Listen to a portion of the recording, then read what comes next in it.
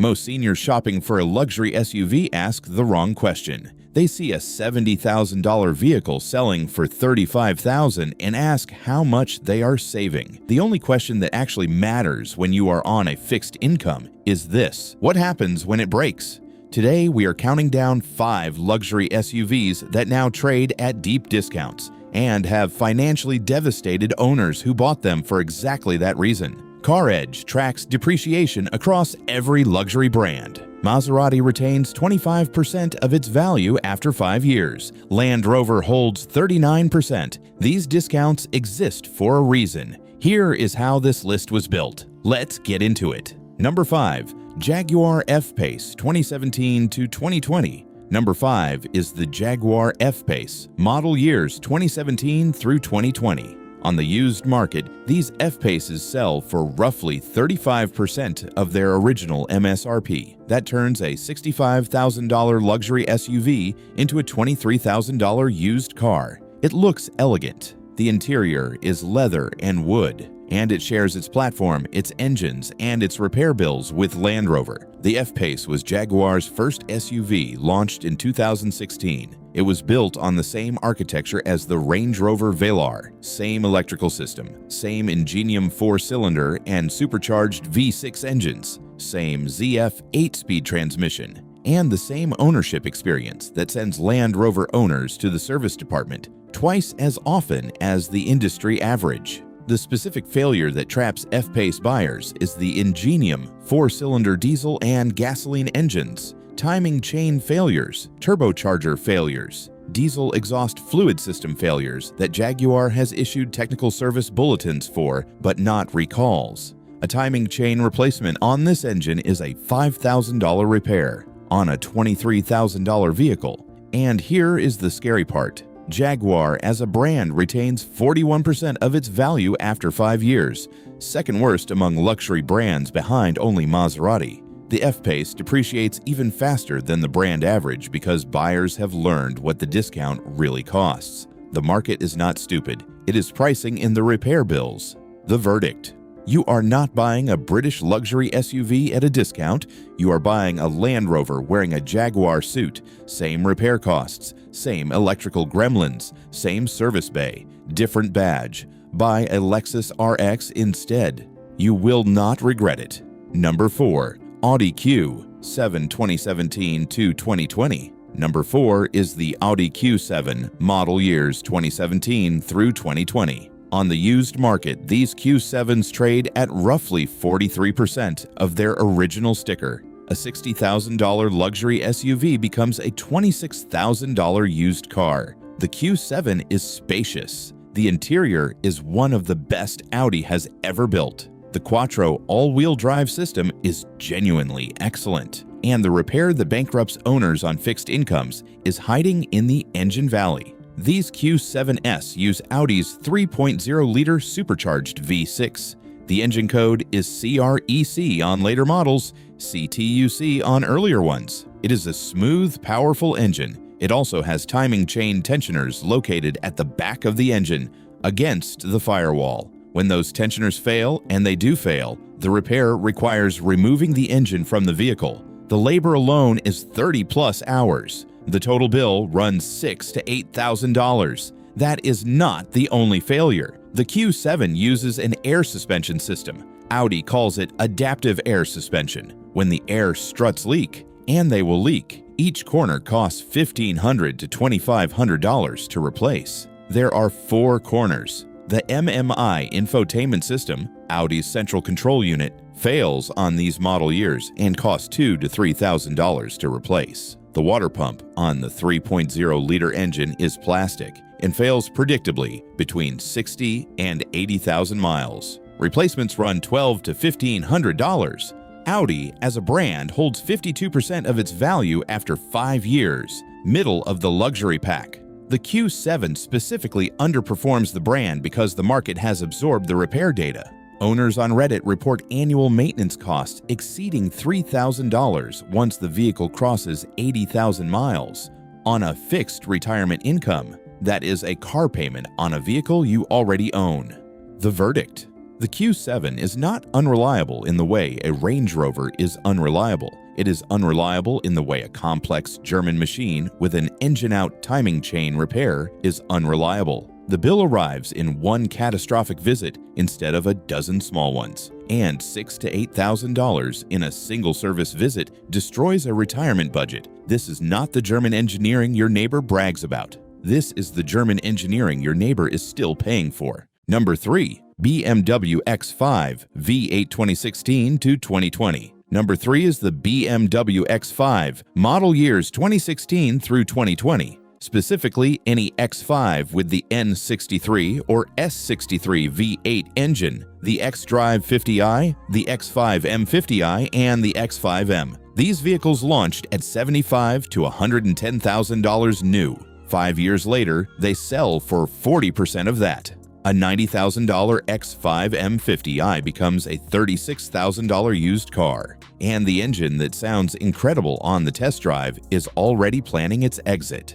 The N63 4.4-liter twin-turbo V8 has a documented history of failures that BMW addressed through multiple technical service bulletins and a class action settlement covering earlier vehicles. The N63TU, N63TU2, and N63TU3 variants that appear across these model years improve some issues and introduce new ones.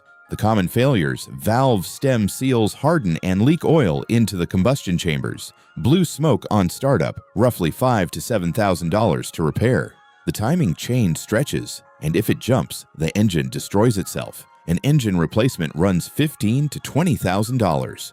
The coolant transfer pipe, a plastic pipe buried in the engine valley, fails and dumps coolant into the oil. The turbo oil supply lines clog, starving the turbos of oil. The high-pressure fuel injectors fail. The annual average repair cost for a BMW X5 is roughly $1,200 according to RepairPal. That average includes the reliable B58 inline-6 models. The V8 models cost significantly more. The CarEdge 10-year maintenance and repair estimate for the X5 is approximately $13,000, and that is for a vehicle you bought at $36,000. And here is the specific trap for senior buyers. The V8 X5 feels like a deal because the depreciation is so aggressive within this model year window. You see $90,000 of German engineering for $36,000. What you cannot see is the $15,000 engine repair that lands in year 2 of ownership. The X5 with the B58 inline-6 is actually a solid vehicle. The X5 with the N63 V8 is the one that puts retirees in a financial corner. The verdict: if you must buy a used X5, buy the xDrive 40i with the B58 6-cylinder engine, and buy a 2019 or newer. Avoid the V8 models from any model year entirely. The discount looks like a gift. It is a bill with a bow on it. Number 2, Maserati Levante, 2017 to 2021. We are at number 2, and this one holds a title no vehicle wants. The Maserati Levante, model years 2017 through 2021, is the single worst depreciating luxury SUV on the market. CarEdge data: the Levante retains 21% of its value after 5 years. A $75,000 Maserati Levante S becomes a $16,000 used car. It loses nearly 80% of its value in 5 years. That is not depreciation. That is a market verdict. And here is what makes the Levante so dangerous for a senior buyer: the Ferrari connection. The Levante S and GTS models across these years use a 3.8-liter twin-turbo V8 built by Ferrari in Maranello. It is a genuine Ferrari engine. When you tell your friends your SUV has a Ferrari engine, you're telling the truth. When the repair bill arrives, you will wish you were not. Maserati maintenance runs $1,500 to $2,500 per year for routine service. That is the baseline. The Levante uses an air suspension system like the Q7 and the Range Rover, and strut failures cost $3,000 to $4,000 per corner. Electrical problems are common and range from $300 to $1,500 for minor issues and exceed $4,000 for complex failures. The infotainment system is a Chrysler Uconnect unit dressed in Italian leather. The switchgear is from the Dodge parts bin. You are paying Ferrari money to maintain a vehicle with Dodge interior components. Consumer Affairs reports that suspension failures and electrical issues are the most common complaints. On a Maserati forum, one owner reported 20 software issues and 5 physical failures in a single year of Levante ownership. Another Reddit thread simply asks, what are known issues with a 2018 Maserati Levante at 120,000 kilometers? The top reply is that nobody knows because almost nobody keeps a Levante that long. Maserati as a brand retains 25% of its value after 5 years. Dead last among all luxury brands, the average luxury brand holds roughly 50%. Lexus holds 62%. Maserati holds 25%. The discount on a used Levante is not a bargain. It is the market pricing in the cost of keeping the thing running.